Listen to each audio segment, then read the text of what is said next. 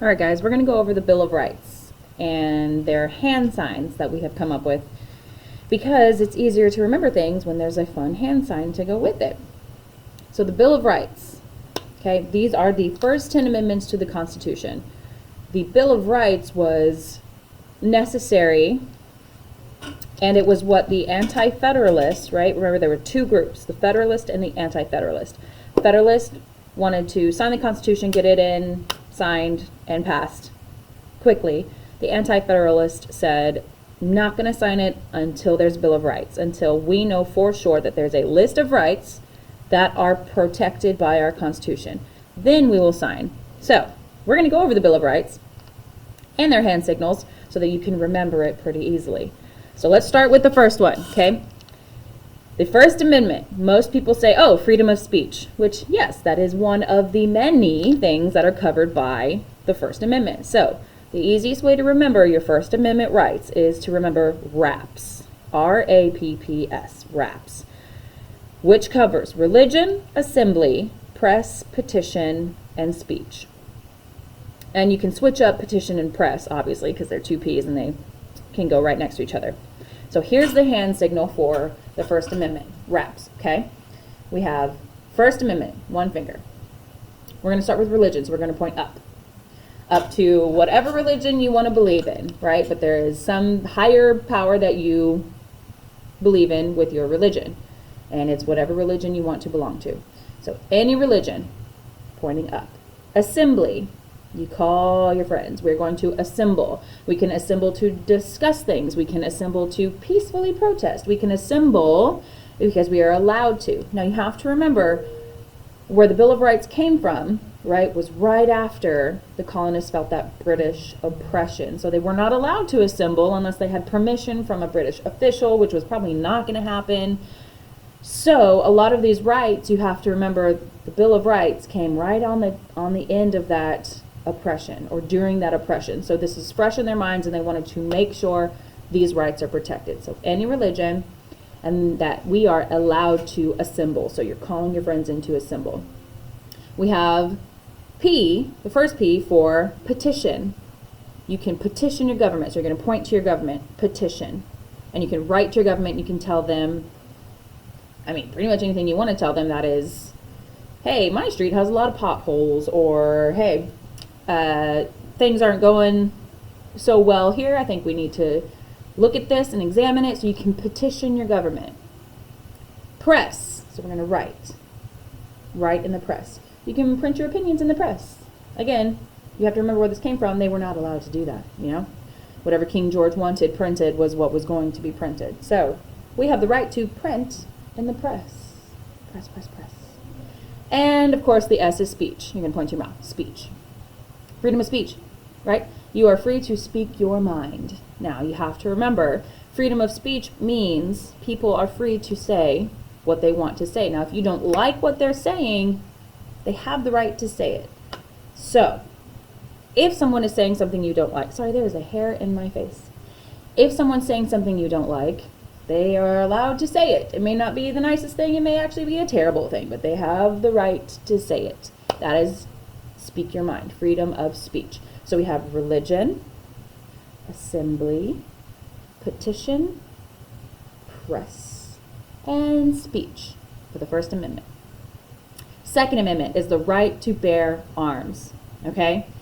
Not these arms, these. Now, we must be very careful when we are practicing the Second Amendment hand sign, okay? People can be very sensitive about certain images that they see or symbols. So, 1, 2, but these are our arms. These are our firearms, okay?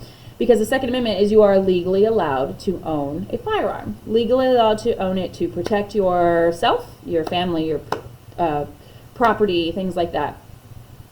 Because remember where it came from.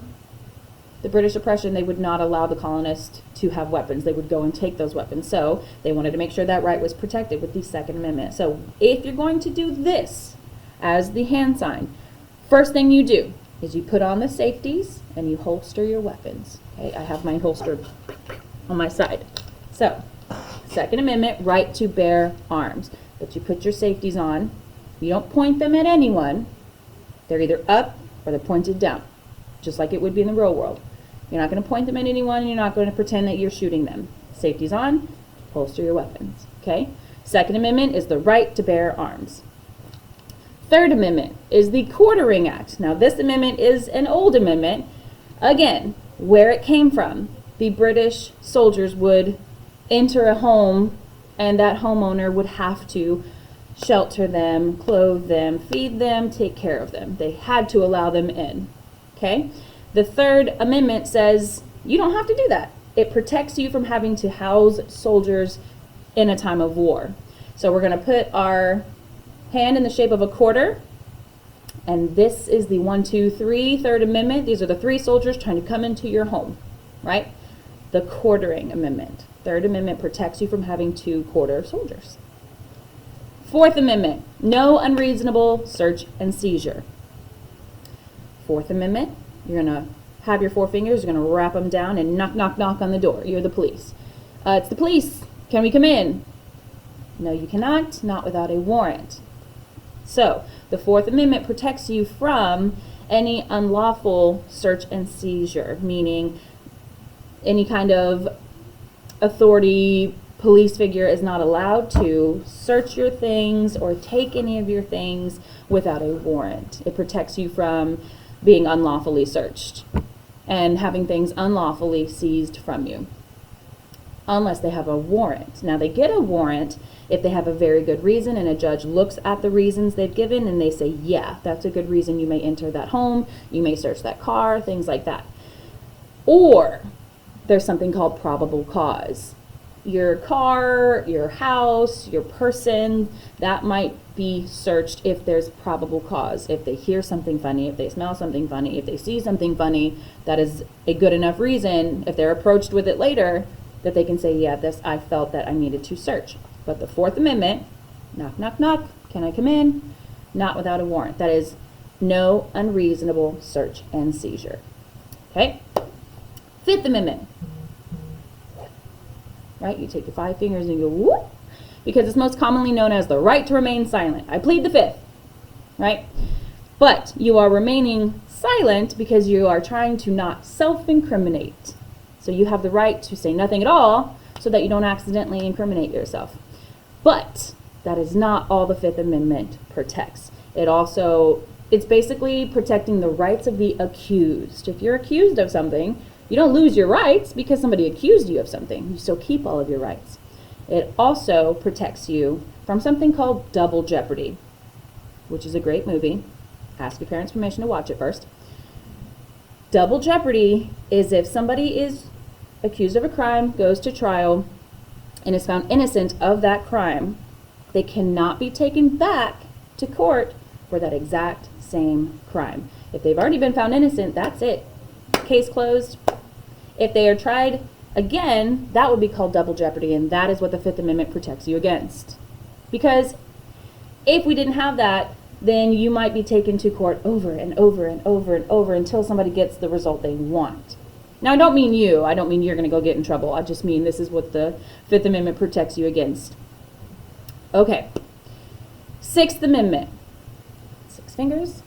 You're going to make a fist and point to your watch. This is the right to a speedy trial. All right? Speedy trial. This Sixth Amendment covers the rights of not just an accused person, but it covers the rights of a person on trial. Okay?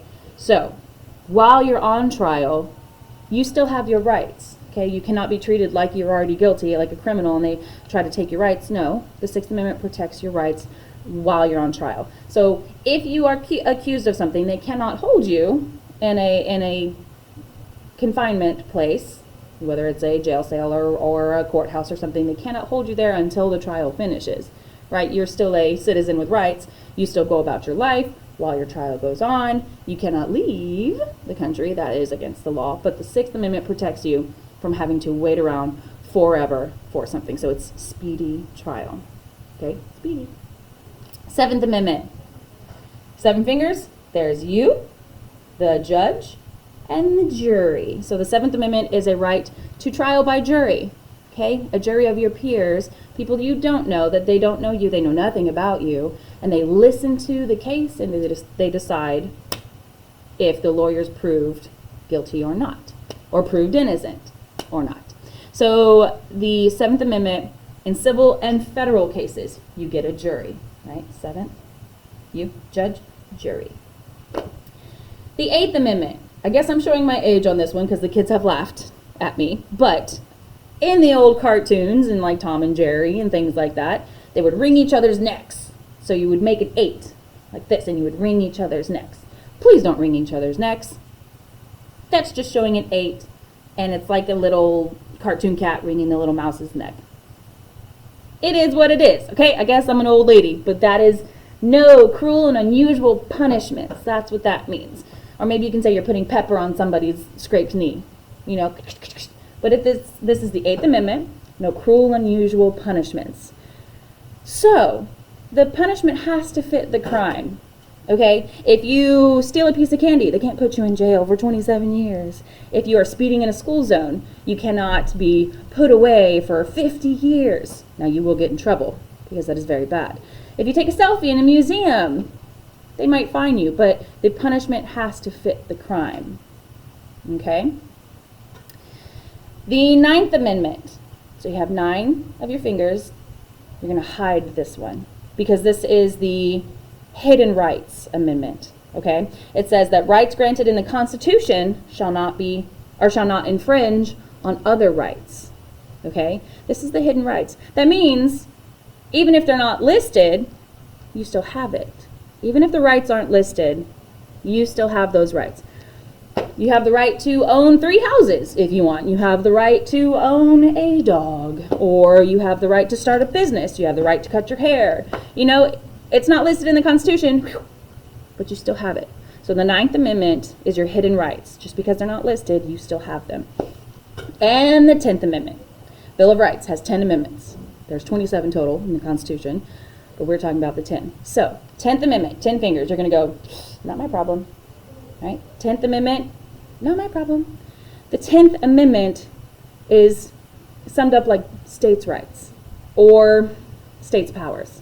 So, the federal government, right, this is the big government that covers the whole country. The federal government has only the powers listed in the Constitution, okay? The Constitution lists all the things the federal government has the power to do.